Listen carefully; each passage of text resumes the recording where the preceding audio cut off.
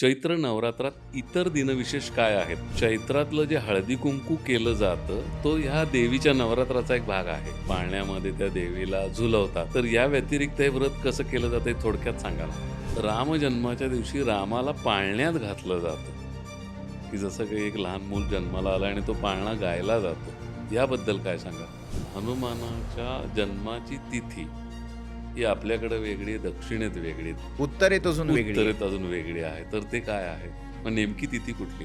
हनुमानाची 2 रूपं आहेत. एक नेहमीचा हनुमान आहे आणि दुसरा आहे पंचमुखी हनुमान. याच्यामध्ये आणखीन पुढे जाऊन जर म्हणायचं झालं तर एक आहे दास्य भक्तीवाला हनुमान आणि दुसरा आहे तो द्रोणागिरी पर्वत घेऊन चाललेला हनुमान. कुठल्या रूपाची उपासना करावी? आपल्या महाराष्ट्रामध्ये एक ऐकायला मिळतं असं, की मारुती स्तोत्रापेक्षा हनुमान चालीसा अधिक प्रभावी आहे.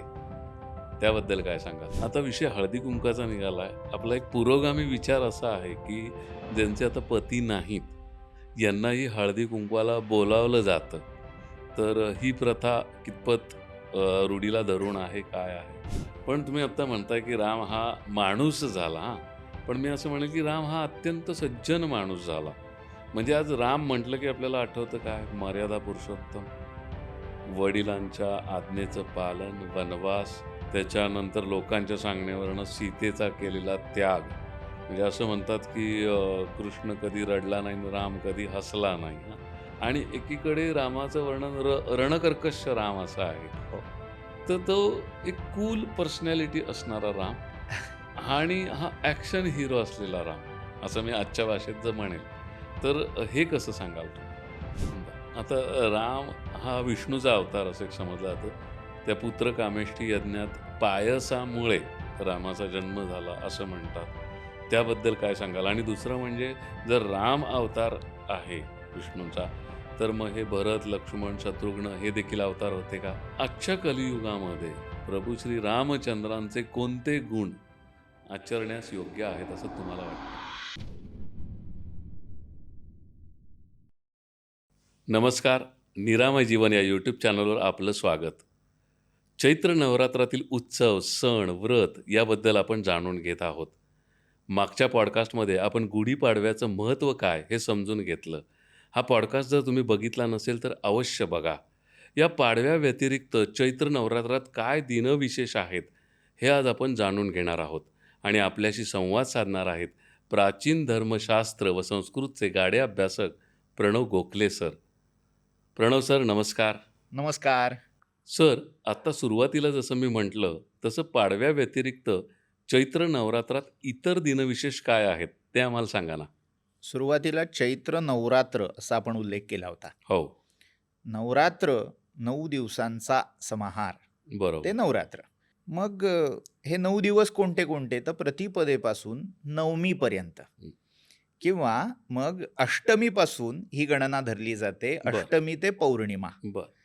असे 2 नवरात्र विशेष या वासंतिक किंवा ज्याला चैत्री म्हटलं जातं, त्या चैत्री उत्सवाचे, वासंतिक उत्सवाचे मानले जातात. चैत्र नवरात्र हे मुख्यत्वे 2 संप्रदायामध्ये महत्त्वाचं आहे.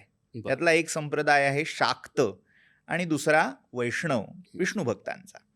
शाक्त म्हणजे शैव. शाक्त म्हणजे शक्तीचे, शक्ती देवीचे हां, उपासक. शक्ती उपासक.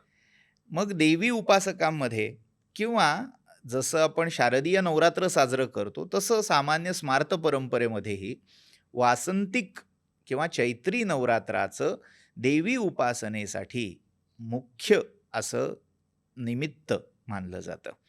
ही नैमित्तिक पूजा आहे.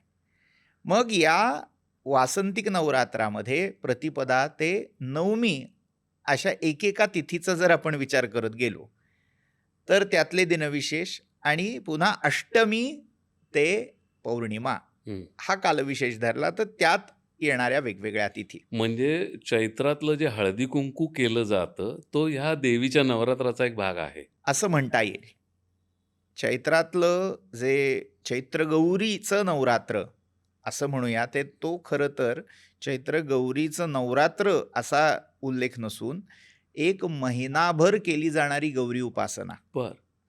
चैत्र शुद्ध तिजेपासून, तृतीयेपासून वैशाख शुद्ध तीज, तृतीया, ज्याला आपण अक्षय्य तृतीया म्हणून हम्म. ओळखतो, या पूर्ण महिनाभराच्या कालावधीमध्ये देवी पूजन केलं जातं. देवीला झोपाळ्यावर बसवलं जातं. बर. जसं एखादी माहेरवाशीण आपल्या माहेरी आल्यावर रमते, छान आनंद साजरा करते, तसा तिचा आनंदोत्सव म्हणजे हा चैत्र गौरीचा उत्सव आहे. मग ह्याच्यामध्ये तीज, आता जसं तुम्ही म्हटलात तृतीया आहे, तृतीयेचं महत्व काय आहे? पार्वतीचा किंवा शिवपत्नी गौरीचा हा जन्मोत्सव आहे. बर. तृतीयेला गौरी तृतीया असंच म्हटलं जातं. त्या दिवशी हिमालयाच्या घरी, हिमालय आणि मैनावती यांच्या कन्येच्या रूपात पार्वतीने अवतार धारण केला. आता पार्वती म्हणजे आदिशक्ती, हा, म्हणजे जी आदिशक्तीचा आदिशक्ती जन्म कसा, असा एक प्रश्न आहे. आदिशक्ती जी पूर्ण प्रकृती आहे, जी अनादी अनंत आहे, तिने शंकराशी विवाह करायला अवतार धारण केला. पहिला तिचा अवतार हा दक्ष प्रजापतीच्या घरी दाक्षायणी सतीच्या रूपान झाला. तिथे दक्षाने अपमान केला शंकराचा, म्हणून तिने आत्मदहन करून घेतलं. जो देह या शिवनिंदक पित्याच्या पासून प्राप्त झाला, तो देह ही मला नको, या भावनेतून दाक्षायणीने सतीने आत्मदाह करून घेतला. त्यानंतर तीच आदिशक्ती पुन्हा हिमालयाच्या घरी आविर्भूत झाली गौरीच्या किंवा पार्वतीच्या रूपात. असं मानलं जातं की ती मुळात कालीच्या रूपात प्रकट झाली. ती सावळी होती. पुढे तप करून तिने आपल्या काळ्या कांतीवर मात करून सुवर्ण गौर वर्ण प्राप्त केला. बर. मग ती गौरी झाली. तीच पुढे शिवपत्नी पार्वती म्हणून प्रसिद्ध झाली. तर तिचा जन्मोत्सव म्हणून ही गौरी तृतीया किंवा गौरी तीज ही साजरी होते. या दिवशी पार्वतीला म्हणजेच अन्नपूर्णा गौरी या मूर्तीला झोपाळ्यात बसवलं जातं. पूर्ण पुढचा महिना हा झोपाळ्यावर तिची पूजा बांधली जाते. बर. गौरी आंदोलनोत्सव असं त्याला म्हणतात. आंदोलन. आंदोलन, आंदोलन याचा मराठीतला प्रचलित अर्थ वेगळा. काहीतरी हो. मोर्चे काढा वगैरे वगैरे, तसा मूळ संस्कृतात अपेक्षित नाही. आ हा उपसर्ग आहे. दोलन, आंदोलन म्हणजे काय, तर दोलन डोलणं, झोपाळ्यावर बसून तिला झुलवायचंय, डोलवायचंय, झोका झुलवणे या अर्थाने. तसं ते गौरी आंदोलनोत्सव. झोपाळा, आंदोलनाचा इथे अर्थ झोपाळा आहे. मग हे व्रत महाराष्ट्रात केलं जातं का? मुख्यत्वे महाराष्ट्र, कर्नाटक, मध्य प्रदेशातला काही भाग इथे हे व्रत केलं जातं. जिथे जिथे मराठी समाज पोचलेला आहे बर. तिथे हा चैत्रगौरीचा उत्सव साजरा होतो. अनेक घराण्यांमध्ये ही पद्धत आहे. पण पूर्ण भारतात या काळात गणगौरी पूजा, गौरी पूजा ही याना त्या स्वरूपात होते. राजस्थानमध्येही गणगौरीचं व्रत केलं जातं. गौरीचा जन्मोत्सव असल्यामुळे प्रत्येक प्रांतात याना त्या स्वरूपात शिवपार्वतीची पूजा या कालावधीमध्ये केली जाते. विशेषतः उपवर झालेल्या कन्या, ज्यांचं लग्न ठरत नाहीये किंवा आता लग्नाच्या झालेल्या आहेत, आता हळूहळू पाहायला लागायचं, त्यांच्यासाठी त्यांच्या कल्पनेतला राजकुमार त्यांना हवा तसा सुयोग्य वर प्राप्त व्हावा यासाठी हे व्रत केलं जातं. आणि ज्या सौभाग्यवती स्त्रिया आहेत, ज्यांचा पती आहे, मग ते सौभाग्य कायम चिरस्थायी व्हावं, अखंड लाभावं यासाठीही हे व्रत केलं जातं. पण मग हे हरतालिकेसारखं व्रत आहे का? हरतालिकेसारखंच म्हणायला हरकत नाही. हरतालिकेचं भाद्रपद तिजेला केलं जाणारं व्रत. तृतीया ही पार्वतीची तिथी आहे, गौरीची तिथी आहे. त्यामुळे तृतीयेला निमित्त धरून जे वेगवेगळे पूजा व्रत प्रकार केले जातात ते बहुतांशी हर आणि गौरी, शिव आणि पार्वती यांचीच ही व्रतपूजा मुख्यत्वे असते. आता माझ्यासारखे जे प्रेक्षक आहेत ज्यांना या गौरी व्रताबद्दल माहिती नाहीये, की तुम्ही एक सांगितलं की पाळण्यामध्ये त्या देवीला झुलवतात, तर या व्यतिरिक्त हे व्रत कसं केलं जातं हे थोडक्यात सांगा ना. पाळण्यामध्ये नाही, झोपाळ्यात. झोपाळ्यात. झोपाळ्यावर काही ठिकाणी असा पूर्ण सेटच मिळतो की ज्याच्यामध्ये तो झोपाळा आहे. लाकडी झोपाळे मिळतात किंवा धातूचेही झोपाळे मिळतात. त्याच्यावर ती देवीची प्रतिमा कोरलेली असते किंवा घरातली जी अन्नपूर्णेची मूर्ती असेल ती त्याच्यावर ठेवली जाते. मग तो झोपाळा सजवला जातो. त्या झोपाळ्यावर जाई जुईचे, मोगऱ्याचे हार, गाजरे हे घातले जातात. देवीला विशेषतः कैरीची डाळ किंवा आंब्याची डाळ आणि आंब्याचं पन्ह यांचा नैवेद्य दाखवला जातो. त्या त्या ऋतूमधले जे फल पुष्प विशेष आहेत ते देवीला अर्पण केले जातात. आणि तिजेला तिची पूजा नुसती केली जात नाही, तर सुवासिनी, कन्यका यांना बोलवून त्यांचा मान केला जातो. हं. त्यांच्या म्हणजे विशेषतः सौभाग्यवतींची ओटी भरली जाते, हळदी कुंकू केलं जातं. हा सगळा तो सौभाग्य सोहळा असतो. म्हणजे ह्या व्रताचं महात्म्य हे एकतर उपवर मुली आहेत ज्यांना चांगला वर मिळावा आणि ज्या सौभाग्यवती आहे, त्यांचं सौभाग्य टिकून राहावं एवढाच आहे? एवढाच आहे असं न म्हणता एवढा आहे बरं. असं म्हणणं आवश्यक आहे. कारण काय आहे, की सौभाग्य ही खूप व्यापक संकल्पना आहे. आपल्याला असं वाटतं, की हां, काय नवरा मिळाला. हां. म्हणजे ते जेव्हा आपण एखाद्या व्यक्तीशी लग्नगाठीने बांधले जातो, तेव्हा त्याचं भाग्य ते चांगलं असो, वाईट असो, ते आपल्याशी जोडलं जातं. हं. 2 कर्माच्या गाठी बांधल्या जातात, ऋणानुबंध होतात. हं. तर ते जे ऋणानुबंध आहेत, ते सुखदायी व्हावेत. कुठेही दुःख येऊ नये.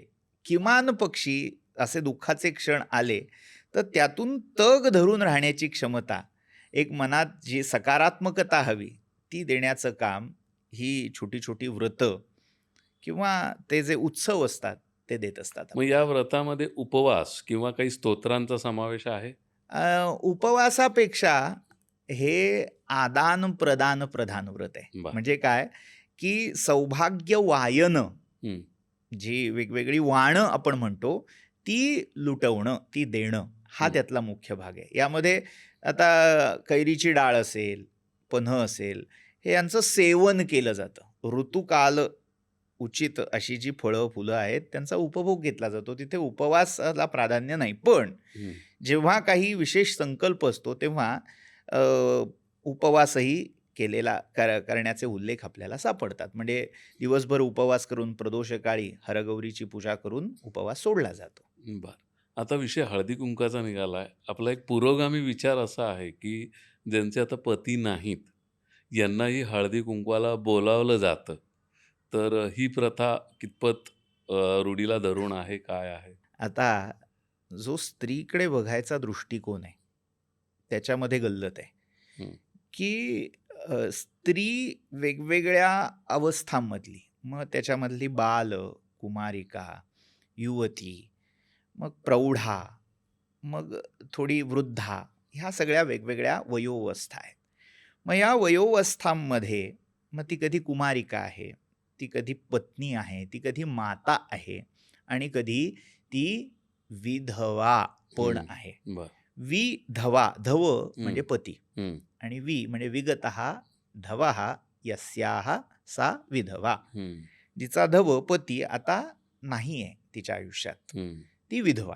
म्हणजे या दृष्टीने जी परित्यक्ता आहे, हं. आजच्या भाषेत घटस्फोटित, डायव्होर्सी असं म्हणूया, हं. तर या सगळ्यांना विधवा असंच म्हटलं जातं. बरं. म्हणजे जर त्या दृष्टीने विचार केला तर. पण तरीही विशेषत्वाने जिचा पती दिवंगत झालेला आहे, तिला विधवा म्हटलेलं आहे. आता त्या स्त्रीचा समाजामध्ये मान आहे का नाही, हा मुख्य प्रश्न आहे. हं. तर तिच्याविषयी अनादर व्यक्त करावा, तिचा अपमान करावा, तिची हेटाळणी करावी, तिला अपशकुनी मानावं, असा कुठेही धर्मशास्त्रात उल्लेख नाही. हं. लोक सोयीचे अर्थ काढतात. खरंय. काही ठराविक प्रसंगी तिचं मुखदर्शन हं. हे निषिद्ध मानलेलं आहे, हेही हं. मी स्पष्ट करू इच्छितो. पण त्याच्या मागची पूर्ण धारणा समजून न घेता सरसकट विधवा या अपशकुनी, वाईट, त्यांना कमी रेखलेलं आहे, त्यांच्यावर अत्याचारच केलेले आहेत. अर्थात अत्याचार जो या बाबतीत शोषित असतो, त्यांच्या बाबतीत ते होत असतात, त्यात काहीच वाद नाही. पण विधवा हं. म्हणजे ती विधवा आहे ह्याचा अर्थ तिच्यावर अन्यायच करावा, ती अन्याय सोसण्यासाठीच आहे, हं. हे गृहीतक मात्र चुकीचं आहे. हं. त्याच्यामध्ये देवीचं एक रूप, देवीची अनेक रूपं आहेत, त्याच्यामध्ये काही विधवा रूपामध्येही देवी प्रकट झालेली आहे. तर साक्षात आदिशक्ती ही विधवेच्या रूपात प्रकट झालेली आहे. बरं. देवीची अनेक रूपं विधवेच्या रूपात, म्हणजे ते अवतार असं म्हणूया, हं. दिसतात.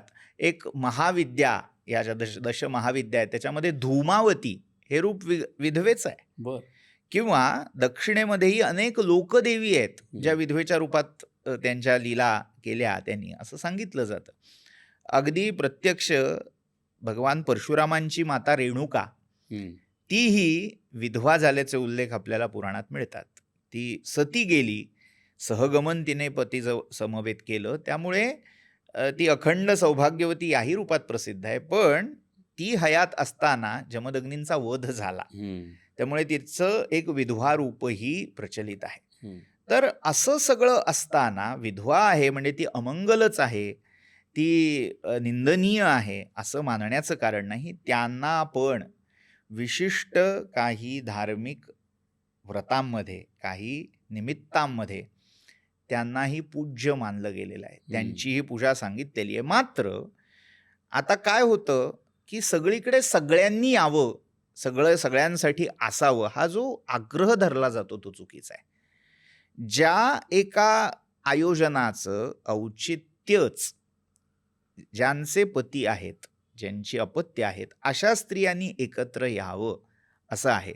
आता त्याच्या मागच्या मानसिक कल्पना आपण जर डोळ्यासमोर आणल्या तर देवाणघेवाण जे आहे, शेअरिंग जे आहे, तर जेव्हा पती ज्यांच्या आयुष्यात आत्ता आहे अशा स्त्रियांमध्ये एखादी विगतधवा अशी स्त्री आली तर स्वाभाविकच ती आनंदी होण्याऐवजी त्या पूर्वस्मृतींना उजाळा मिळून दुःखी होण्याची शक्यता खरं जास्त आहे. आता माझ्याकडे जे नाही ते या सगळ्यांकडे आहे, हो. याच्यात तिला सहभागी होण्यात आनंद मिळण्याऐवजी हो. पुन्हा एखादा जखमेवरची खपली बरोबर. धरलेली ती पडण्याचा संभव अधिक आहे. बरोबर आहे. त्यामुळे पूर्वी या सगळ्या आयोजनामध्ये ह्याच्यामध्ये शास्त्राधारापेक्षा रूढी ही फार महत्वाची असते.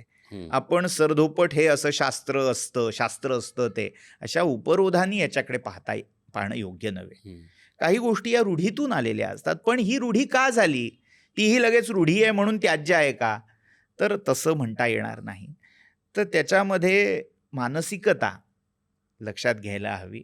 अशा स्त्रियांना त्यावेळी का बोलवू नये, त्याच्या मागची ही कारणं मानसिक खरं, पातळीवरही खरं. लक्षात घेण्याजोगी आहेत. मुद्दामहून बोलवायचं की नाही त्याच्यात काय होतं, तर तिथे तिच्या स्मृतींना उजाळा मिळून आता आपलं ते स्थान नाही, हाच मनातला गंड. जर त्यांचं समाजातलं स्थान तितकंच महत्त्वाचं आहे हे तुम्हाला दाखवायचं असेल तर अनेक वेगळी औचित्य आपल्याला साधता येतील. मुद्दामहून हम्म. अशा वेळी जिथे तुलना होऊ शकते, जिथे आदानप्रदानाबरोबर कुठेतरी हिच्याकडे ते सगळं आहे जे आत्ता माझ्याकडे नाही, असं समोरासमोर येण्याचे प्रसंग उद्भवू शकतात. हम्म. अशा वेळी त्यांना न बोलावणं योग्य नाही का? अगदी खरं आहे. म्हणजे ह्याच्या मागे धर्माला नावं ठेवण्यापेक्षा हा जो विचार केलेला आहे, म्हणजे तुम्ही जसं म्हटलात की त्या खपली काढण्यासारखं आहे त्या जखमेवरची, की तिच्याकडे ते नाही आहे आत्ता आणि त्या कार्यक्रमासाठी तुम्ही तिला बोलवत आहात, तर तिच्या मनाचा विचार करा. आणि ही स्त्रीचं हे शक्तीचं रूप आहे, त्यालाही वेगवेगळ्या प्रकारे पूजनाचं आपण मुहूर्त किंवा दिवस दिलेला आहे, हेही तुम्ही सांगता. हे याच्यात एक मी उदाहरण अधिक स्पष्ट करू इच्छितो. काही अजूनही लौकिक व्रत लोकाचारामध्ये देवीचे किंवा काही लोकदेवींचे नैवेद्य जेव्हा काढले जातात तेव्हा विधवेला बोलावून तिची पूजा केली जाते, तिला बरं. जेवायला घातलं जातं. अनेक संदर्भ आहेत. त्यामुळे तिचं समाजातलं स्थान हे त्याज्य, टाकाऊ असं नाही आहे. तिलाही देवीच्या रूपात पाहिलं गेलेलं आहे. पण तिला हे वाईट वाटू नये म्हणून आमंत्रित करू नये. ही धारणा आपण लक्षात घेतली पाहिजे, हा विचार आपण केला पाहिजे. आता हे झालं हळदी कुंकवाचं किंवा चैत्र गौरीच्या याचं. आणखी कोणत्या कोणत्या जयंत्या इथे येतात? जशी चैत्रगौरीची गौरी तृतीया आहे, तसंच पुढे अष्टमी, नवमी हे 2 बरं. दिवस आहेत. त्याच्यापैकी नवमी ही जी तिथी आहे त्या दिवशी जसं प्रभू रामचंद्रांचा जन्मोत्सव असतो तसाच भवानी मातेचाही जन्मोत्सव आहे. भवानी बरं. प्राकट्य दिन. बरं. महाराष्ट्राची कुलस्वामिनी तुळजाभवानी माता, तिचा प्राकट्योत्सव नवमीला साजरा होतो. आता काही ठिकाणी कसं होतं की त्या तीर्थक्षेत्रात ज्या दिवशी देवी प्रकट झाली किंवा ती देवता प्रकट झाली हं. तो तिचा प्राकट्योत्सव म्हणून साजरा होतो. बरोबर. मूळ या विश्वामध्ये ते रूप, तो अवतार धारण केला त्यालाही प्राकट्योत्सव मानतात. हं. काही ठिकाणी त्या मंदिरामध्ये ती मूर्ती स्थापन त्या दिवशी झाली म्हणून वाढदिवस साजरा होतो. हं. तर असे भेद असू शकतात, पण जो एक शास्त्रामध्ये उल्लेख आलेला आहे, धर्मशास्त्रातला निर्णय सिंधू, धर्मसिंधू हे संग्रह ग्रंथ आहेत, पण त्यातही भवानी उत्पत्ती तिथी म्हणून नवमी नवमीचा म्हटलं. उल्लेख आहे. मग ही तीच रामनवमी आहे. हो, चैत्र शुद्ध नवमी रामनवमी आणि भवानीचा प्राकट्योत्सव हा एकाच दिवशी एकाच असतो. दिवशी आहे. बरं, या नवमीकडे मी येणारच आहे. अष्टमी, मी कॅलेंडरमध्ये कुठेतरी अशोक अष्टमी असं ऐकलेलं आहे. हो, हो. तर ते काय आहे? आता बौद्ध संप्रदायामध्ये काही धारणांनुसार अशोक चक्रवर्ती सम्राट अशोक हो. त्याची जन्मतिथी म्हणूनही अशोकाष्टमी मानलेली आहे. आता अर्थात त्याचा ग्रंथाधार काय किंवा हे सगळे संदर्भ तपासून घ्यावे लागतील. एक धारणा म्हणून मी त्याचा उल्लेख करतोय. हं. पण त्या बरोबरीने ह्या अशोकाष्टमीचं दुसरं एक औचित्य असं आहे, की या कालावधीत अशोक वृक्ष जो आहे, देशी अशोक, ज्याला दुसरं नाव सीता अशोक असंही आहे. हो. अशोकवनिकेमध्ये अशोकवनात होती ती. सीतेला ठेवलेलं होतं. तर ती अशोक वृक्षाची फुलं फुललेली असतात, त्याचे ताटवे असतात, खूप सुंदर असतात. आणि त्या अशोकाच्या कलिकांचं प्राशन करण्याचा विशेष दिवस म्हणून ती बरं. अशोकाष्टमी आहे. आपल्या संस्कृतीमध्ये हे जे वेगवेगळे सण, उत्सव, व्रत, वैकल्य आहेत, किती वेगवेगळ्या आयामांचा त्याच्यात विचार घेतला गेला आहे. किती पैलूंनी त्याच्यात विचार एकत्र झालेले आहेत. आनो भद्रा क्रतवो यंतु विश्वतः. सगळे विश्वातले चांगलं चांगलं जे काही आहे, निवडक आहे, ते सगळं इथे स्वीकारलं गेलं आहे. हं. आता ऋतूमध्ये होणारा बदल, त्या ऋतूमध्ये उमलणारी फुलं, तीही जेव्हा धर्मशास्त्राच्या संकेतावरून, मग जसं पाडव्याच्या दिवशी ते कडुनिंबाचं चूर्ण खावं हं.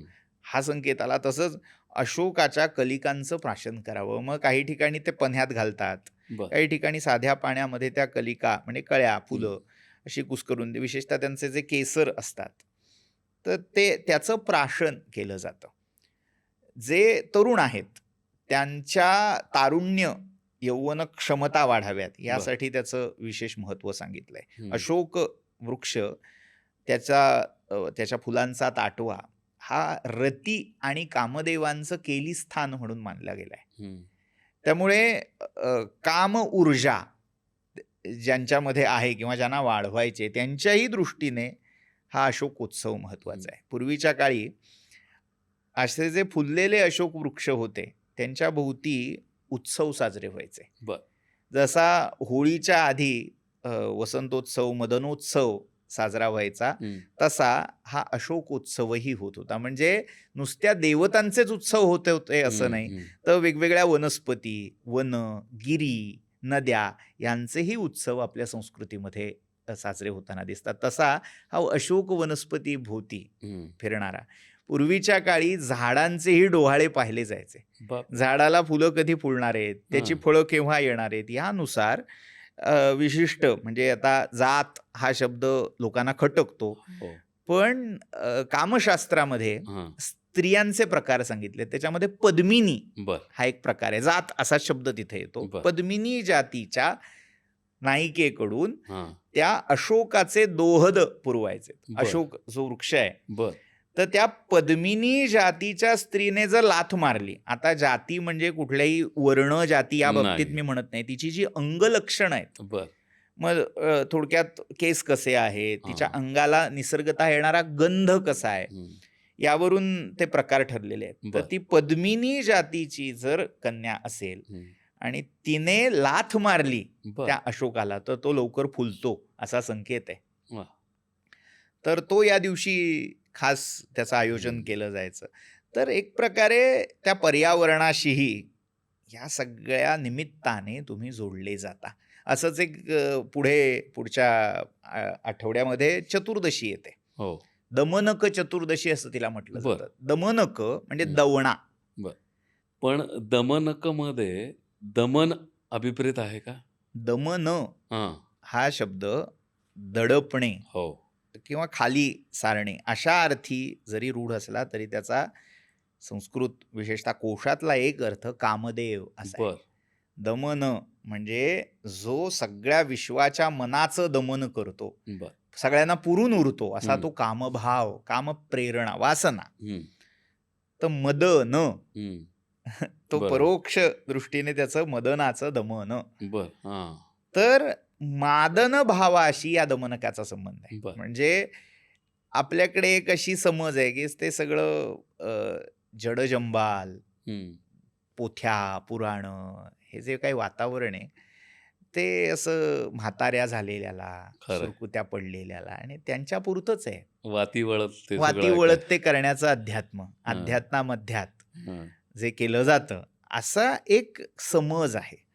पण आयुष्यातल्या प्रत्येक अवस्थेमध्ये, हम्म. त्या प्रत्येक अवस्थेत निर्माण होणाऱ्या भावना, अंतःप्रेरणा, या सगळ्यांना कुठेतरी तो धर्म सामावून घेतोय. खरंय. तसं एक यौवन ऊर्जा, काम, हम्म. याचाही विचार धर्माने या दमनक चतुर्दशीच्या निमित्ताने केला. ही जी वेगवेगळी सण, व्रत, आयोजनं आहेत ना, धर्मशास्त्र असं जेव्हा म्हणतो, त्या सगळ्याला ज्या एका कॅनॉपी खाली, एका छत्राखाली आणता येईल, तर ती कॅनॉपी म्हणजे धर्मशास्त्र आहे. मी बरोबर. धर्मशास्त्र म्हणजे कुठली तरी एक स्मृती, पुराण एवढ्या पुरता तो विषय मर्यादित नाहीये. तर दमनक म्हणजे दवणा, याची कथा अशी सांगितली जाते. भगवान शंकरांनी जेव्हा आपल्या तृतीय नेत्रातून हम्म. अग्नी प्रकट केला आणि त्या कामदेवाचं दहन केलं, हो. तर त्याच्या भस्मातून काही वनस्पती उत्पन्न झाल्या. बर. त्या भस्मातून उत्पन्न झालेली एक महत्वाची वनस्पती ती म्हणजे दवणा, दमनक. अच्छा. तर चैत्रामध्ये त्यालाही बहर येतो. बर. एक अगदी छोटी झुडूपवर्गीय असं म्हणायला हो, हरकत हो, नाही, हो. किंवा त्याच्याही पेक्षा छोटं खुरटं गवत, हो. असं ते दवण्याचं हे दिसतं. तर प्रतिपदेपासून पौर्णिमेपर्यंत हम्म. हा दवणा वेगवेगळ्या देवांना वाहिला जातो. जसं प्रतिपदेच्या दिवशी ब्रह्मदेवाला अग्नीला वाहावा, हम्म. द्वितीयेच्या दिवशी वेगवेगळ्या देवा, इंद्राला वाहावा, किंवा संवत्सराधिपतीचं पूजन सांगितलंय, त्याच्यातही दवणा सांगितलाय.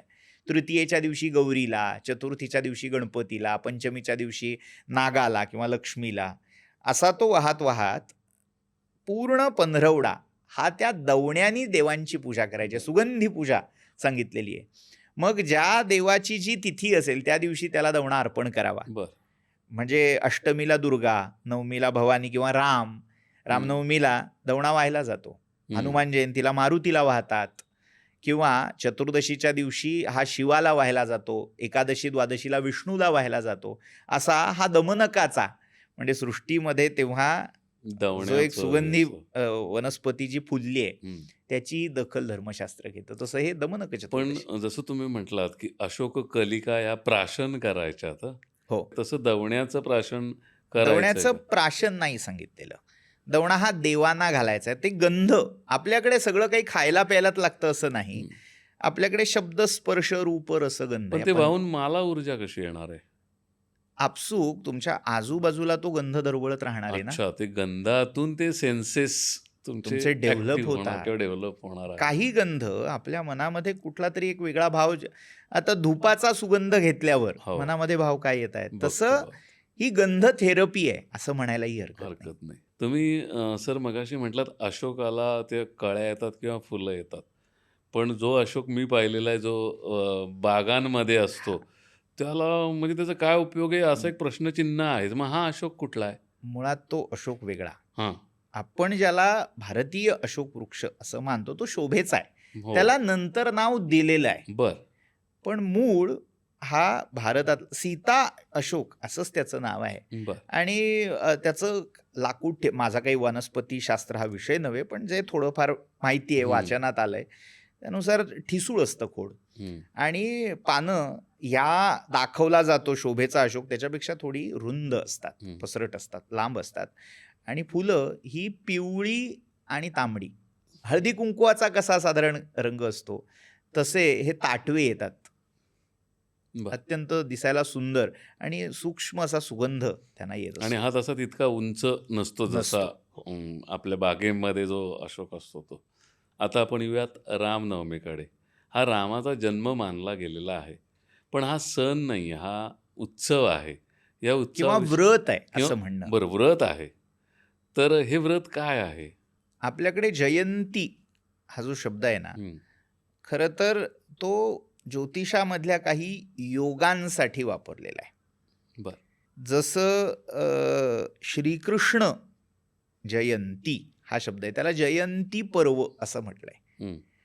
तर श्रावण कृष्ण पक्षातली अष्टमी जिच्या म्हणजे तो विशिष्ट नक्षत्र योगनी हे सगळं जेव्हा जुळून येईल तेव्हा त्याला जयंती पर्व असं म्हणतात. म्हणजे मुळात हा जयंती हा शब्द त्या विशिष्ट दिवसापुरता मर्यादित होता, पण पुढे एक प्रकारे रूढी असंच म्हणूया की तो सगळ्या देवांच्या विशेषतः अवतारांच्या जन्मोत्सवाला जयंती हा शब्द रूढ झाला.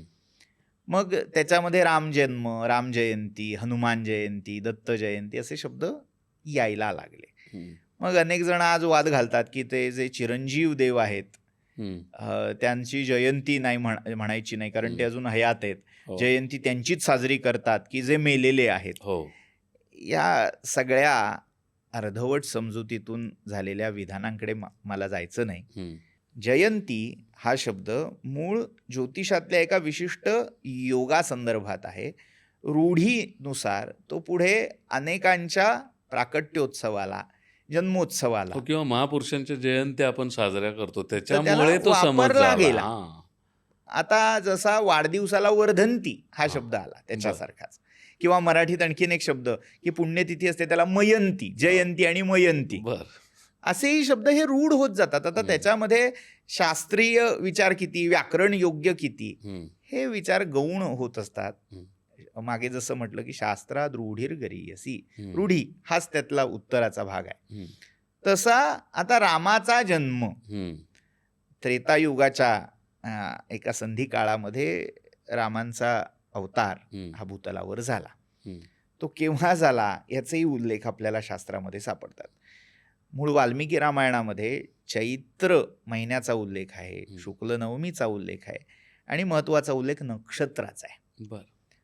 तर पुनर्वसू अदिती दैवत्य, अदिती ही ज्या नक्षत्राची देवता आहे त्या नक्षत्रावर म्हणजे पुनर्वसू नक्षत्रावर रामांचा जन्म झालाय. ती तिथी नवमी ही येते म्हणून चैत्र शुद्ध नवमी. अशीच कृष्ण जन्माची तिथी आहे, अशीच दत्त जन्माची तिथी आहे. तर या सगळ्या अवतारांच्या प्राकट्योत्सवाच्या दिवशी उपवास, पूजा, दान असे व्रतविशेष आचरले जातात.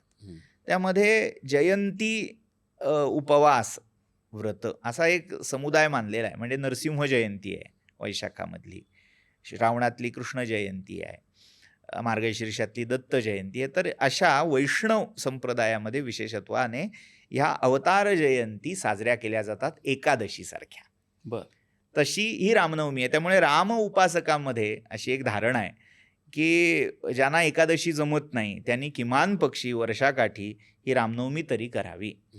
असंच कृष्ण उपासकांमध्ये की तुम्हाला एकादशी नसेल जमत तर किमान पक्षी कृष्ण अष्टमी करा, कृष्ण जन्माची अष्टमी करा. उपवास त्या दिवशी केलात की ते सगळं एकादशी केल्याचं पुण्य तुम्हाला प्राप्त होतं. त्यामुळे असं हे रामनवमी व्रत राम उपासकांमध्ये स्मार्त परंपरेमध्ये प्रसिद्ध आहे. पण रामजन्माच्या दिवशी रामाला पाळण्यात घातलं जातं की जसं काही एक लहान मूल जन्माला आला आणि तो पाळणा गायला जातो, याबद्दल काय सांगाल? हे भक्ती संप्रदायाचं वैशिष्ट्य आहे की कधी काळी आधीच्या युगात घडलेली ही घटना पुन्हा पुन्हा पुन्हा साजरी केली जाते. म्हणजे जे वातावरण त्यावेळी अयोध्येच्या राजमहालात असेल तेच वातावरण आज आपण म्हणतो ना रिक्रिएट केलं.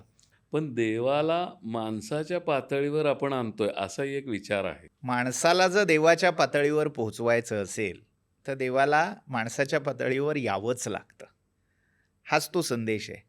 परमात्मा अजन्मा जन्मला का, तर माणसाचं जे काही विश्व आहे त्याच्या वासना, त्याचे संकल्प विकल्प या सगळ्या चक्रातून बाहेर काढून त्याला स्वतःसाठी नाही तर विश्वासाठी, मी या विश्वाचं काही देणं लागतो, मी या समाजाचं काही देणं लागतो, याचा आदर्श घालून देण्यासाठी परमात्मा अवतीर्ण झालाय. राम अवतार हा कशासाठी येतं? धर्मासाठी.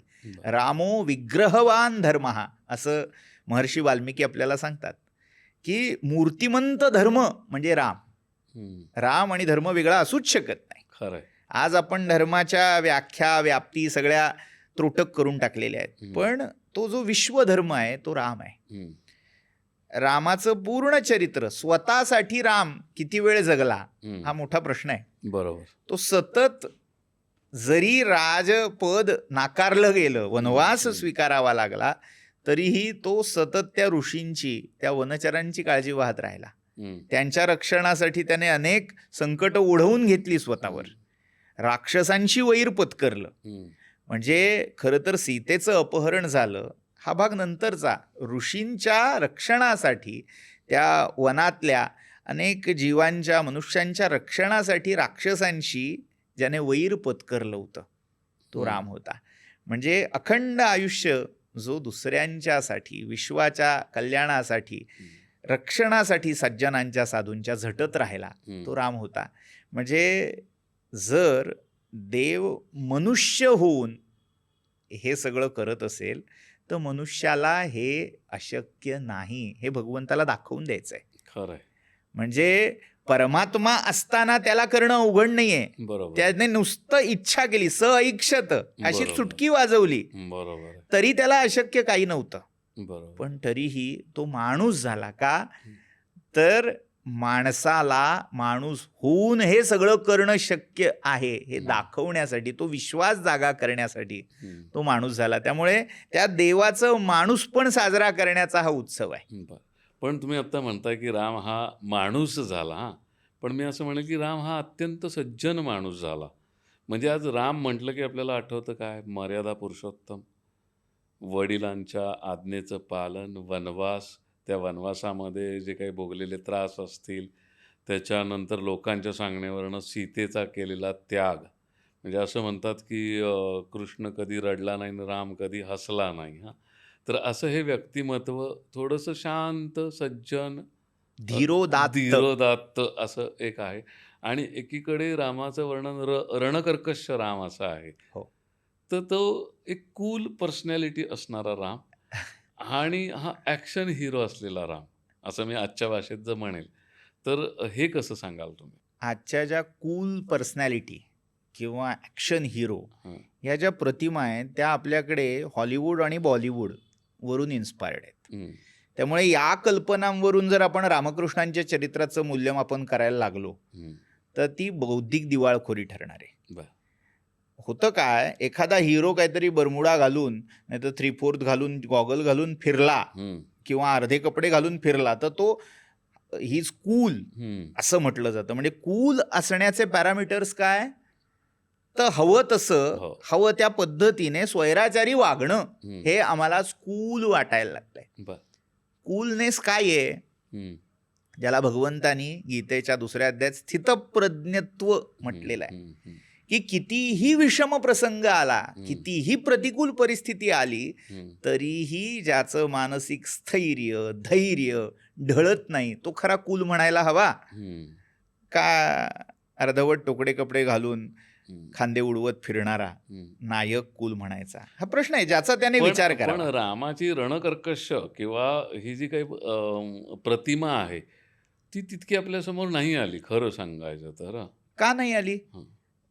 खरं तर रामायणामध्ये असं म्हटलं तर वावगं होणार नाही, नवरस राम आहे. प्रत्येक रसातला राम रामायणात दिसतोय. शांतरस आहे, हं. शृंगार रसातला रामही रामायणात आहे. हं. आपल्याला शृंगार म्हटल्यावर कृष्ण, राधाकृष्णांचा प्रणय आठवतो, हो. पण इथे राम हा देखील शृंगारी नायकाच्या रूपात दाखवला गेलाय. तिथे राक्षसांचं जे रणकंदन, रणकर्कश रूपाबद्दल तुम्ही म्हणतायत, तर अक्षरशः त्या रुधिराने भिजलेला असा बिभत्स वाटेल असाही राम आहे. बरं. तिथे शांत आहे, वीर आहे, रौद्र आहे, सगळे रस. हं. शृंगार वीर करुणाद्भुत हास्य भयानका बिभत्स रौद्रो शांतश्च काव्ये नवरसा मता, हे 9ही रस त्याच्या चरित्रात आलेले आहेत. हं. त्यामुळे तो कूल ड्यूड होताच, आजच्या भाषेतला नव्हे. जेव्हा दशरथाच्या त्या सगळ्या प्रसंगातून जो प्रसंग ओढवला, कैकेयीने वर मागून घेतले, दशरथ हतबुद्ध झाला, हं. बेशुद्ध पडला, तेव्हा आपल्याला राज्य मिळत नाही असं म्हटल्यावर तो रडत बसला नाही, शिव्या देत बसला नाही. तो इतका सहजपणे म्हणाला की ठीक आहे, की माझ्या वडिलांनी आज्ञा दिली राज्य सांभाळ म्हणून मी राजा व्हायला तयार झालो. आज ते म्हणतायत वनवासाला जा, मी वनवासालाही त्याच तरलतेने, त्याच पद्धतीने त्याच सहजपणे सिद्ध आहे. हा कूल ड्यूड असा राम आहे. आणि तोच जेव्हा राक्षसांशी 2 हात करायला लागतो, तो लक्ष्मणाला सांगतो त्या गुहेमध्ये जानकीचं रक्षण कर, मी बघून घेतो. 14 सहस्र राक्षसांना एका हाती रामाने संपवलेलं आहे, कोणाची मदत नाहीये. तेव्हा वानरही नाहीत, मारुतीही अजून भेटलेला नाहीये, लक्ष्मण तिकडे रक्षण करतोय. असा एका हाती रणकर्कश राम आपल्याला त्या अरण्यकांडामध्ये दिसतोय. त्यामुळे असं सगळं रामाचं परिपूर्ण रूप वाल्मिकी रामायणात आलेलं आहे. आता राम हा विष्णूचा अवतार असं एक समजलं जातं. त्या पुत्र कामेष्टी यज्ञात पायसामुळे रामाचा जन्म झाला असं म्हणतात. त्याबद्दल काय सांगाल? आणि दुसरं म्हणजे जर राम अवतार आहे विष्णूंचा, तर मग हे भरत, लक्ष्मण, शत्रुघ्न हे देखील अवतार होते का? आता त्याच्याबद्दल 2-3 धारणा लक्षात घ्याव्या लागतील. म्हणजे नवसे कन्या पुत्र होती तरी का करणे लागे पती. जगद्गुरु तुकाराम महाराजांचा हा अभंग इथे उद्धृत केला जातो की असं जर यज्ञ करून आणि पायस खाऊन पोरं होत असती तर कशाला बाकी करायला लागलं असतं, लग्न करा, हे करा. मुळात इथे कथा आपण नीट वाचलेली नाहीये. वाल्मिकी रामायण नीट वाचलेलं नसतं, अभ्यास नसतो, आणि एक काहीतरी ऐकीव कोणीतरी दुसऱ्यांनी सांगितलेल्या कथांवर आपण विधानं करत सुटतो. मुळात वाल्मिकी रामायणामध्ये अश्वमेध यज्ञाचा उल्लेख आहे. हा अश्वमेध यज्ञ केव्हा केला गेला? चैत्र महिन्यातल्या पौर्णिमेला तो यज्ञ झाला. म्हणजे 1 वर्ष हा अवधी होता. आदल्या चैत्र महिन्यामध्ये तो घोडा परिभ्रमणाला सोडला जायचा. तो 1 वर्ष परिभ्रमण करून परत जेव्हा पुढच्या चैत्रात यायचा तेव्हा तो यज्ञ व्हायचा. त्या यज्ञाच्या अंगभूत एक इष्टी पुत्र काम नावाची केली गेली. त्याच्यामध्ये तो पायस प्रसाद, दशरथा घे हे पायसदान मिळालं. ते भक्षण केल्यानंतर पुढच्या चैत्रात जर रामाचा जन्म होतोय तर त्याच्या मागचा सगळा कार्यकारण भाव आपण लक्षात घेतला का? पायस खल्लनी मुलगा झाला असं नाही झालेलं. नाही झालं. आपण आयुर्वेदातही वाचलं, ऐकलं असेल कदाचित. माझं काही आयुर्वेदाचं फारसं ज्ञान नाही, पण जे पुन्हा ऐकीव वाचीव आहे त्याच्यावर मी बोलतो की जेव्हा तुम्ही एखादा पदार्थ, अन्न भक्षण करता, त्याचा जो शुक्र धातू मध्ये जे त्याचा परिणाम आहे, सप्तधातू ही जी संकल्पना आहे, तर एक एक धातू त्यातलं ते तेज किंवा त्यातला जो सूक्ष्म अंश आहे, श्रेयान असा अंश आहे, तो पुढच्या धातूच्या रूपात परिणत होत जातो. बरोबर. तर त्या अन्नरसापासून शेवटच्या शुक्ररसापर्यंतचा जो हा प्रवास आहे तो 3 महिन्याचा आहे. बरोबर आहे. म्हणजे ते जे पायस भक्षण झालंय ते शरीरामध्ये जाऊन त्या बीजांच्या रूपात परिघटित होण्यासाठी मध्ये 3 महिन्याचा कालावधी गेलेला आहे. चैत्र ते पुढचे 3 महिने, आणि मग तिथून पुढचे 9 महिने जर धरले तर चैत्र येतोय. तर हे नैसर्गिकच आहे थोडक्यात. म्हणजे प्रसाद मिळाला, त्या प्रसाद भक्षणातून तुमच्या शरीरातला तो धातू पुष्ट झाला, आणि मग त्यातून ही सगळी नैसर्गिक क्रिया आहे. आता त्याच वेळी हेही सांगणं आवश्यक आहे की वैष्णव संप्रदायामध्ये काही पुराण किंवा काही जी उत्तरकालीन रामायण आहे त्याच्यामध्ये अयोनिज राम जन्माला आले. म्हणजे देहसंबंधातून नव्हे तर ते अयोनिज प्रकट झाले अशी धारणा आहे. पण वाल्मिकी रामायणातला मी संदर्भ तेवढ्या पुरता मी आता मर्यादित धरतोय, तर तिथे आपल्याला हा उल्लेख पाहता येतो. म्हणजे पायस हा एक पोषक तत्व असलेला घटक अन्न पदार्थ आहे, अन्नपदार्थ आहे, ज्याच्यामुळे ते सप्तधातू, तो शुक्र धातू बळकट झाला आणि त्याच्यातून ही चांगली संतान प्राप्ती दशरथाला झाली.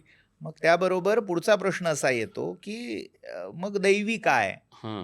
तर देव हा काही असा वैकुंठातनं हे रूप सोडलं आणि ते रूप घेऊन आला असं होत नाही.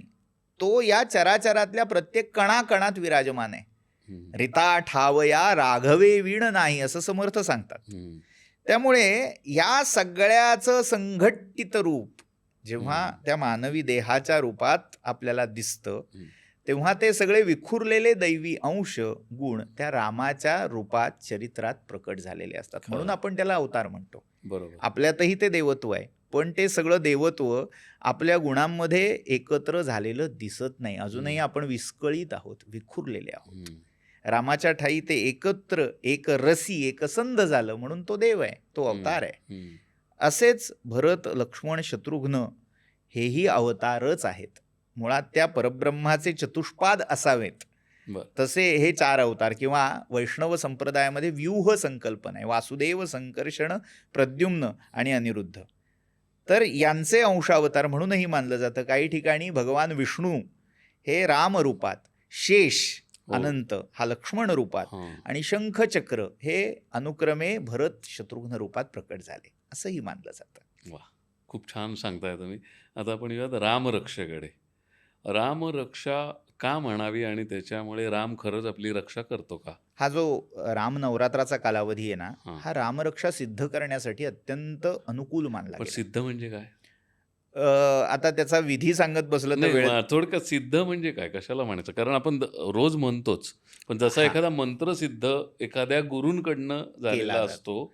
तशी रामरक्षा सिद्ध केली जाते. बरं. विशेषत्वाने ती गुरुमुखातून घेणं अपेक्षित आहे. हं. तो जो पहिला उपदेश आहे तो गुरुमुखातून व्हावा आणि नंतर ती जेव्हा तुम्ही विशिष्ट संख्यात्मक त्याचं पुरश्चरण करता, बरं. अनुष्ठान करता, तेव्हा ती सिद्ध होते. हं.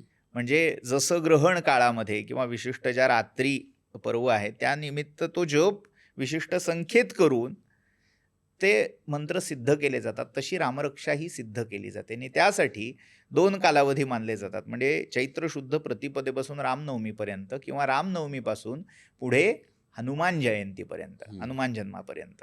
याचं जर संख्यात्मक रामरक्षेमध्ये मुख्य कवचाच्या मंत्राचे जे श्लोक आहेत तितक्या संख्ये इतक्या आवृत्त्या जर या स्तोत्राच्या नित्य करत गेलं 9 दिवस हं. तर हे स्तोत्र सिद्ध होतं. किंवा काही ठिकाणी 108 वेळा याची पारायण करा असंही सांगितलं बरं. जातं. तर हा त्यासाठी महत्त्वाचा कालावधी आहे. पण हे गुरुमुखातूनच घेतलं पाहिजे का आपलं आपण जरी रामरक्षा म्हटली? मुख्यत्वे गुरुचं मुख हेच प्रधान आहे. पण आता वंशपरंपरेने ते म्हणत आलेले असतात. एक भावना असते. त्याही हो, दृष्टीने कारण म्हणायला आपल्याकडे हरकत नाही. महाराष्ट्रात ती परंपरा आहे लहानपणापासून म्हणायचंय. तर तसंही करायला हरकत नाही. हं. त्या रामरक्षेचं महत्त्व इतकं आहे की जर खरं ट्युनिंग जुळलं तुमचं, हं. आत्माराम जागा हो. झाला तर निश्चित अक्षरशः पाठी, पोटी, पुढे, मागे हो. रामराया राहून भक्ताचं रक्षण हो, कारण ते निश्चित रामरक्षेत करतो. प्रत्येक अंगाचं आणि त्यांच्या आपलं देवतेचं मस्तकापासून म्हणजे वर्णन शिरो मे आहे. राघव पातू हो. आणि रामो पातू अखिलम वपुहू हं. या सगळ्या जे मुख्य कवच मंत्र जे आहेत हं. तर त्या एकेका नामरूपाद्वारे हं. एकेका अंगाचं रक्षण रामप्रभू करतात. वाह! किती छान सांगितलं. आजच्या कलियुगामध्ये प्रभू श्री रामचंद्रांचे कोणते गुण आचरण्यास योग्य आहेत असं तुम्हाला वाटतं? ज्याला जो भावतो तो त्यांनी घ्यावा. म्हणजे खडी साखरेचा खडा कुठून खावा, हं. तसं रामाचा कोणता गुण घ्यावा हा प्रश्न नाही, मला कारण म्हणून मी मुद्दाम कलियुग म्हटलेलं आहे. आता त्या प्रश्नामागचं कारणही मी सांगतो, की असं लोकांना वाटतं की कलियुगामध्ये कृष्ण जास्त ॲप्लिकेबल आहे हं. आणि राम हा थोडा आउटडेटेड आहे. असं काहीही नाही. शाश्वत जी मूल्य आहेत ती अनादी काळापासून जरी मानलं आत्तापर्यंत ती कधीही बदललेली नाहीत. हं. आपल्याला असं वाटतं की राम म्हणजे भोळसट असावा. हं. राम म्हणजे अगदी असा मराठीत म्हणतात शामू, बरोबर. शहाणा मुलगा, बरोबर. नाकासमोर चालणारा असा. पण रामाचं नीट चरित्र अभ्यासलं तर राम हा नेहमी कालोचितच आहे. हं. राम ज्याला आपण अखंड आशावाद म्हणतो, हं. हं. की कधीही धर्मावरची, सत्यावरची निष्ठा त्याने ढळू दिलेली नाही. हं. ही जी रामाची सत्यनिष्ठा, धर्मनिष्ठा आहे ती प्रत्येकाने जपली पाहिजे. बाकी आज्ञाधारकपणा, मग लोकांना आक्षेप आहे की तो आदर्श पती कसा म्हणता येईल वगैरे वगैरे वगैरे. मी त्या सगळ्या वादांकडे जात नाही. बाकी ग्राह्य, अनुकरणीय वाटो न वाटो, त्याची जी सत्यनिष्ठा आणि धर्मनिष्ठा आहे ती निश्चित सार्वकालिक अनुकरणीय आहे. छान. आता राम जन्माबद्दल आपण बोललो. आता रामाचा जो भक्त आहे, ज्याचं म्हणजे असा भक्तच असू शकत नाही. त्या हनुमंताबद्दल आपण बोलूयात. मी असं ऐकलंय की हनुमानाच्या जन्माची तिथी ही आपल्याकडे वेगळी आहे, दक्षिणेत वेगळी आहे, उत्तरेत अजून वेगळी आहे. उत्तरेत अजून वेगळी आहे. तर ते काय आहे? मग नेमकी तिथी कुठली? आता इथे असं म्हणता येईल की हनुमान जन्म तिथीचे जसे वाद आहेत तसे जन्मभूमीचेही वाद. बरं. रामजन्मभूमीच फक्त वादात आहे असं नाही. हां. हनुमान जन्मभूमीबद्दल फक्त वेगळ्या पद्धतीचे वाद आहेत. हं. म्हणजे जसं आपण नाशिकच्या जवळ गेलात तर तिथे अंजनेरी म्हणून हं. पर्वत हो. टेकडी आहे. तर तिथे मारुतीचा जन्म झाला असं म्हणतात. तुम्ही आंध्र प्रदेशमध्ये तिरुपतीला गेलात तर तिरुपतीचे जे सप्तपर्वत आहेत, हं. सप्ताद्री, तर त्याच्यामध्ये एक अंजनाद्री आहे. तर त्या अंजनाद्रीवर मारुतीचा जन्म झाला असं म्हणतात. तुम्ही कर्नाटकात गेलात, हम्पीच्या जवळ जो अंजनाद्री आहे तिथे मारुतीचा जन्म झाला असं मानलं जातं. किंवा तुम्ही छत्तीसगडमध्ये गेलात तिथेही एक हनुमान जन्मभूमी आहे. अगदी हिमाचलमध्ये गेलात तिथेही एक ठिकाणी हनुमान जन्मभूमी बरं. मानली जाते. तर मुद्दा काय आहे की ज्या प्रांतामध्ये जी धारणा आहे ती त्यांनी प्रमाण मानावी. कुठेही सगळ्यांनी एकच तिथी फॉलो करावी, एकच जन्मस्थान मानावं असा आग्रह धरण्यात अर्थ नाही. हं. आता इथे मुद्दा येतो मग ऐतिहासिक वास्तव काय. हं. मुळात वाल्मिकी रामायणामध्ये हं. हनुमान जन्माच्या ना तिथीचा उल्लेख आहे ना जन्मभूमीचा. बरं. जो आहे तो मोघम स्वरूपाचा आहे. काही पर्वतांची नावं आहेत. त्यामुळे ज्या प्रांताने त्याचा अर्थ जसा लावला, आता उदाहरण द्यायचं झालं तर रामांच्याच जन्माचं आता बऱ्याच ठिकाणी पुनर्वसू नक्षत्राचा उल्लेख फक्त प्रमाण मानतात, हं. नवमीचा उल्लेख नाही आहे. पण जर आदर्श स्थिती मानली म्हणजे चित्रा नक्षत्र ज्या पौर्णिमेला ज्या महिन्यात येतं त्याला चैत्र म्हटलेलं आहे. हं. तसं त्या गणितानुसार नवमीच्या दिवशी पुनर्वसू हे नक्षत्र येतं. मग भरत हा पुष्य नक्षत्रावर जन्माला आला एवढाच उल्लेख रामायणात आहे. बरं. या हिशोबाने त्याचा जन्म दशमीला होतो. हं. आणि लक्ष्मण आणि शत्रुघ्न हे यमज म्हणजे जुळे असा उल्लेख आहे. हं. तर त्यांचा जन्म आश्लेषा नक्षत्रावर झाला एवढाच उल्लेख आहे. मग बरं. तो एकादशी असा दिवस येतो. म्हणजे क्रमाने हे 3 भावंड जन्माला आली. हं. तसा मग आनंद रामायणातला जर उल्लेख पाहिला तर तिथे आपल्याला चैत्र पौर्णिमेचाही उल्लेख मिळतो. पुढे काही ठिकाणी आपल्याला काही रामायणामध्ये वैशाख शुद्ध किंवा कृष्णदशमीचा उल्लेख मिळतो. काही बरं. ठिकाणी वैशाख अमावस्येचाही उल्लेख आहे. बरं. काही ठिकाणी वैशाख हं. एकादशीचाही उल्लेख आहे. हं. उत्तर भारतामध्ये आपण गेलो तर नरक चतुर्दशी, अश्विन कृष्ण चतुर्दशी ही हनुमत जन्मतिथी म्हणून मानलेली आहे. बरं. असे वेगवेगळे संदर्भ आहेत. तर ज्या त्या प्रांतानुसार ज्यांनी त्यांनी आपापल्या परंपरेनुसार हनुमत जन्मोत्सव करायला किंवा हनुमान जयंती करायला, पुन्हा जयंती आणि जन्मोत्सव हं. अप्रस्तुत वाद आहे. खरं आहे. तो चिरंजीव आहे म्हणून जयंती म्हणायची नाही, हं. हे अतार्किक आहे. असतो तर तो जयंती जन्मोत्सव साजरा करायला हरकत नाही. हरकत नाही. जसं तुम्ही सर सांगितलं की रामाच्या जन्माचं एक व्रत आहे, तसं हनुमान जन्मोत्सवाचं काही व्रत आहे?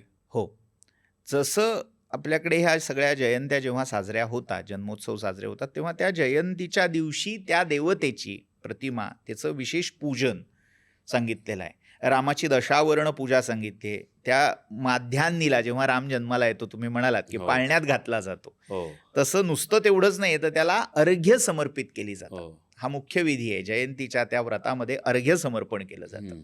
तसं हनुमंतालाही अर्घ्य समर्पण केलं जातं. मग चतुर्दशीच्या दिवशी पूर्ण दिवस उपवास केला जातो. हं. रामनवमीला नवमीच्या दिवशी उपवास आहे. हं. हनुमान जन्माचा उपवास आदल्या दिवशी आहे.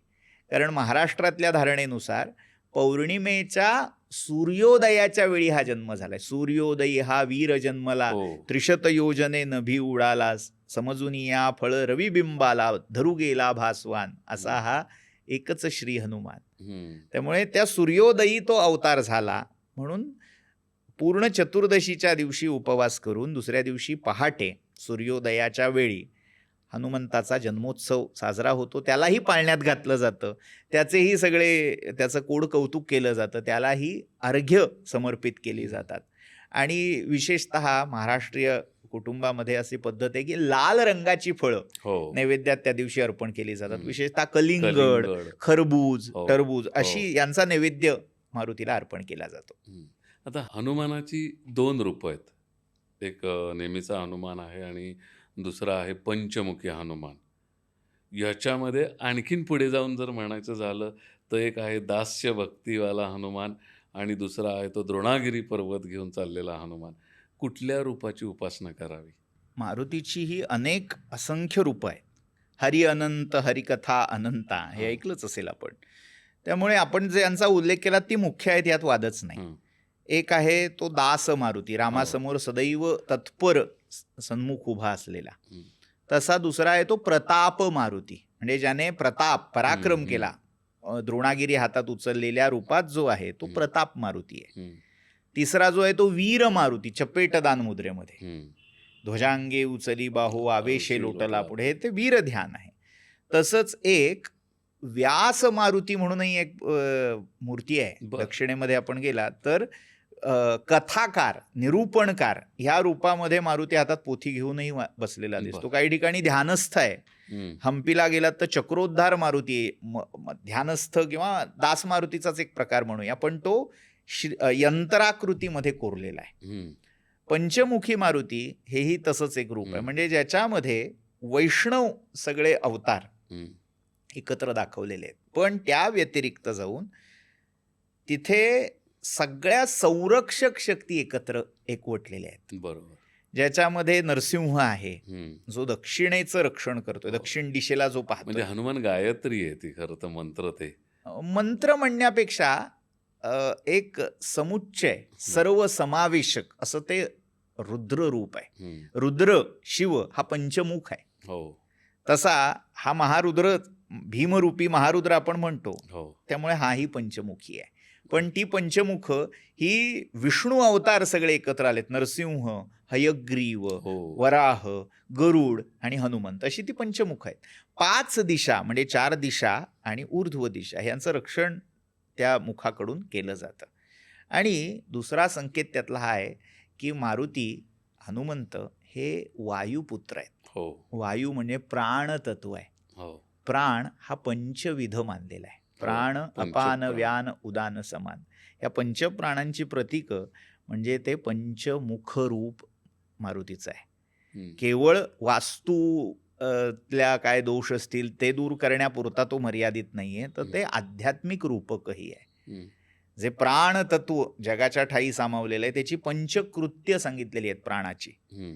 तर ती पंचकृत्य जणू काही या पंचमुख रूपामध्ये हनुमंत करत असतात, दाखवत असतात. पण कुठल्या रूपाची उपासना करायला हवी, याचे वेगवेगळे उद्देश असतील ना.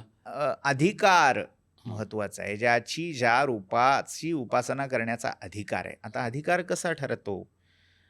मला माझी एनर्जी काय आहे, किती आहे, त्यानुसार ते दैवत किती हाय इंटेन्सिटी, हाय व्होल्टेज असलं पाहिजे हे ठरवायचं असतं. हे तुमच्या आकलनापेक्षा गुरूंनी सांगितलं त्याच्यावर ठरवलेलं अधिक चांगलं. लोकांना काय वाटतं, आज वेगवेगळ्या या समाज माध्यमातल्या माहिती आणि तंत्रज्ञानाच्या पुरामुळे सगळं सुकर झालंय, सुलभ झालंय. एक क्लिकवर हे सगळं मिळत जातं. त्यामुळे मला मनात आलं आणि मी पंचमुखीची उपासना सुरू केली, मला वाटलं म्हणून मी महारुद्र मारुतीची उपासना केली, असं करू नये. शक्यतो इथे गुरु आणि सत्संप्रदाय प्रमाण मानावे. काही दाखवायचं झालं तर काही अघोर मारुतीची रूपं पण आहेत.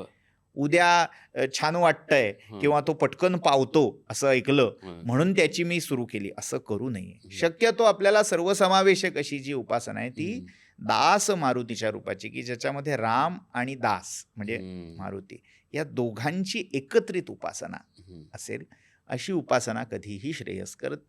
थोडं अजून वेगळं रूप हवंय, ज्यांना काही नकारात्मक शक्ती त्रास देत आहेत त्याच्यापासून त्यांचं निवारण करायचंय, तर त्यांनी वीर किंवा प्रताप मारुतीची ही उपासना करायला हरकत नाही. आता आपल्या महाराष्ट्रामध्ये एक ऐकायला मिळतंय असं की मारुती स्तोत्रापेक्षा हनुमान चालिसा अधिक प्रभावी आहे, त्याबद्दल काय सांगाल?